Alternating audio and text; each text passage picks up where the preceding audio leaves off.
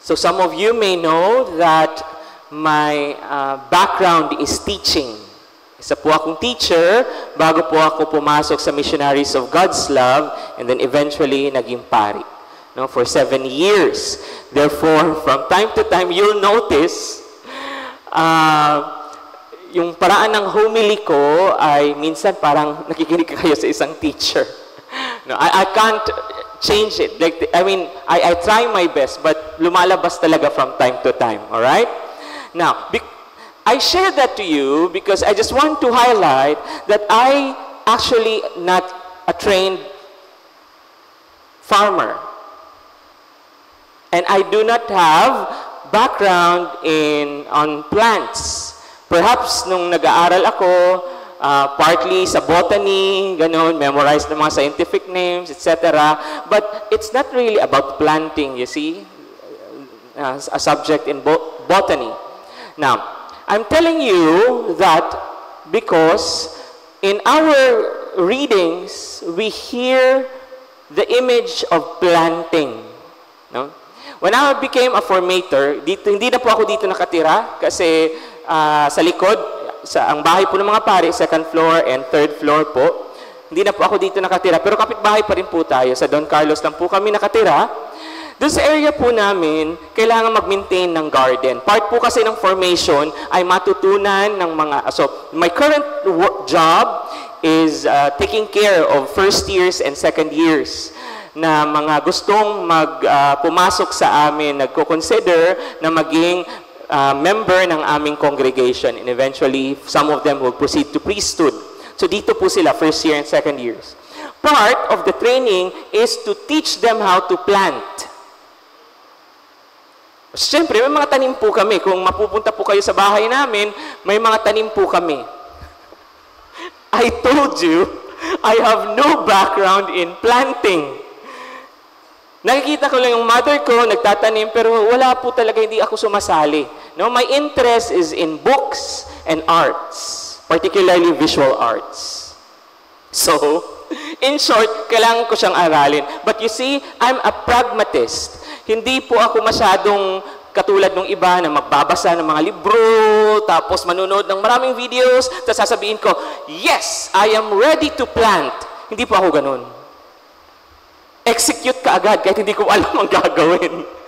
And then eventually, I've noticed na may mga halaman pa lang super sensitive.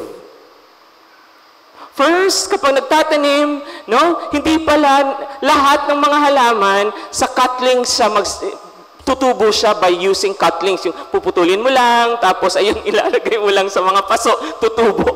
May mga halaman hindi ganun. Kailangan talagang may ugat. No? Kailangan nagsisimula siya sa seed. Ganun. So I've discovered, then I've also discovered there's this one plant. I don't know if you know, someone, isa sa mga brothers nagsabi sa akin, ang pangalan niya daw ay planter's box. Pang-landscape po yung plant na yun. Napaka-sensitive. Natuwa ako kasi cutlings lang pwede na daw siyang tumubo. Sabi ko, ay, salamat. So, puputol lang, tapos ititrim-trim mo lang. So, yung mga natrim mo, itatanim mo, di ba? You will scatter, itatanim mo lang siya sa mga paso. Naku! Sabi ko, ang dami na naming itinanim na ganun, bakit hindi tumutubo? Namamatay talaga siya. Then I found out na namamatay siya dahil nahahanginan. Huh? Namamatay dahil nahahanginan, ibig sabihin nun, kailangan niya ng air. But what I'm saying is, hindi siya pwedeng mahanginan kasi very sensitive. The moment na palabas na yung ugat niya,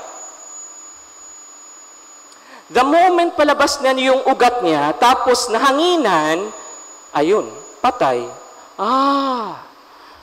Nung nalaman po namin yun, so kailangan namin ilagay siya dun sa, hindi masyadong dinadaanan ng hangin para tumubo. Inaabangan pa namin, nag-aabang pa kami kung talagang tutubo, magso-survive. You see, in our gospel reading, the kingdom of God is like this. Planting. So the question, where does this planting happen? Saan nangyayari ang pagtatanim na ito ng kaharian ng Diyos?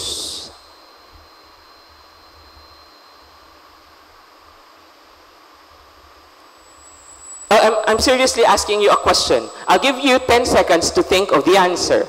Saan nangyayari ang pagtatanim na ito ng kaharian ng Diyos? You see, God is constructing His kingdom. At inaalin tulad ito sa pagtatanim. So, ang tanong, saan nangyayari ang pagtatanim na ito?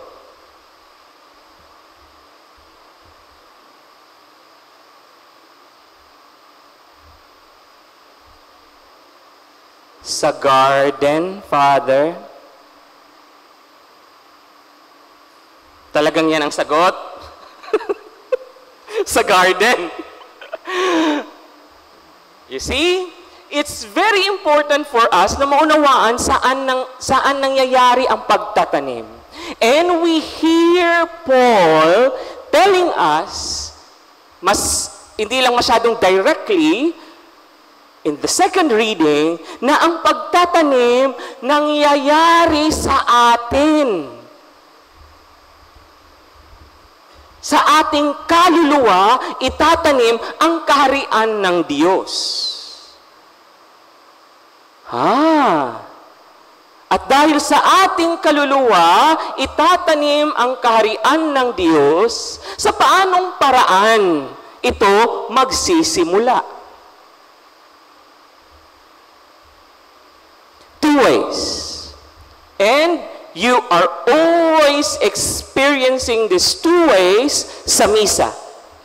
First, by hearing the seed of the Word of God, and God plants that seed, that Word, sa kaluluwa natin. And second, by receiving God through the Eucharist, the bread, natatanggapin at papasok din sa ating katawan.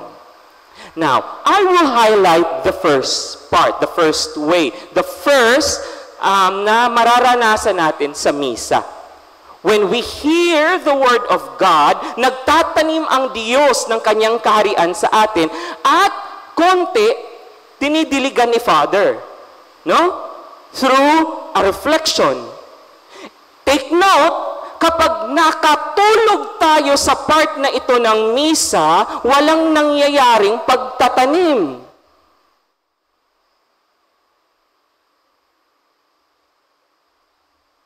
Bakit parang nagiging automatic? Reading na, pikit na ang mata. Ay, komunyo na? Okay, tayo. Kapatid, that's the second half of the planting. The first half should be listening. At kapag narinig natin ang salita ng Diyos at diniligan konti ni Father, we pray and hope na lalago yun. Yung paglago na yun, yun yung kaharian ng Diyos. Yun yung paglago. You see how words are so important for us Christians. Napakahalaga ng ating salita. And so that when we go out of the Mass, we bring the same mission. Na yung salita natin dapat nagbibigay buhay. Dahil yung salita na yun, yun yung gagamitin ng Diyos para sa Kanyang pagtatanim, para sa Kanyang pagtatayo ng Kanyang kaharian. Question: how do we use our words? Paano natin ginagamit ang ating mga salita? Ang mga salita ba na lumalabas sa ating bibig ay nagbibigay buhay? Kasi kung nagbibigay buhay yun, ibig sabihin gagamitin yun ng Diyos bilang pagtatayo ng Kanyang kaharian. Pero wala pong neutral position, my brothers and sisters. Kung hindi po yun nangyayari, ibig sabihin, ang lumalabas sa bibig natin ay kamatayan. Words of death. And we know, kaninong trabaho yun? It's the work of Satan. Kung ang mga salita na lumalabas sa ating bibig, na itinatanim sa kaluluwa ng nakikinig, ay hindi nagbibigay buhay, wala pong middle ground. Ibig sabihin yun, magbibigay yun ng kamatayan. At trabaho po yun ni Satanas. Therefore, every time that we do not plant seeds of life through our words become death to people, we become gardeners of Satan. You see? Because there's no middle ground. And so, parents here present, ano po ang lumalabas sa ating mga bibig na itinatanim natin sa puso at kaluluwa ng ating mga anak? We complain, "Ay, Father, ang hirap na maging magulang. Bakit? Para nagpapalaki ka ng isang kriminal. Itong mga anak ko, ganito, ganyan." Hop! Sandali, kapatid. Sino ang inatasan na magtanim sa puso at kaluluwa ng mga batang yan? Di ba ikaw? And so why now you are saying that? Whose fault it is?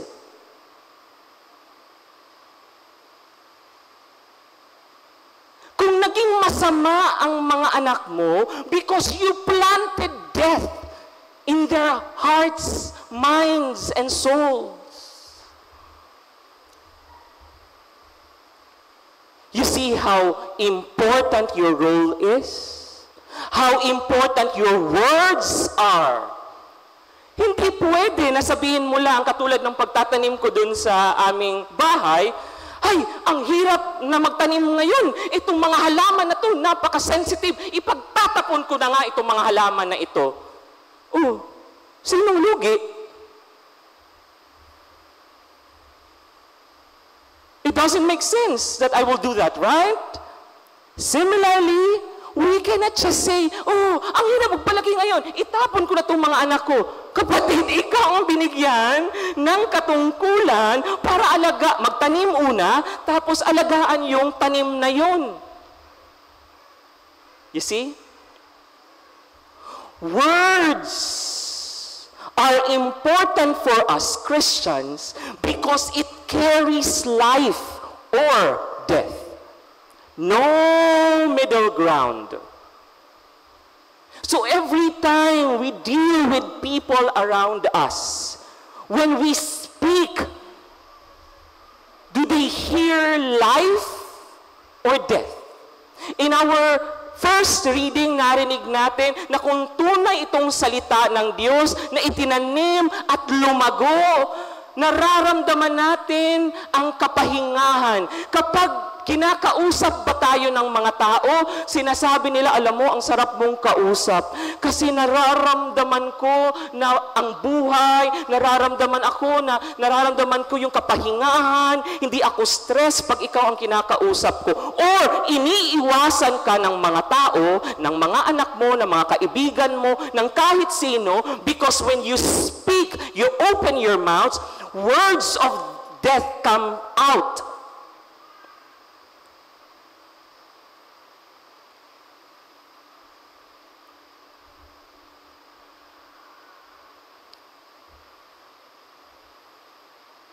The kingdom of God, my brothers and sisters, is like planting. God will plant the seed. That seed is His word. The word that gives life. Therefore, we need to use our words responsibly, carefully, and in a Christian way. Our words must give life, not death. Amen. Let us all stand now to profess our faith. I believe in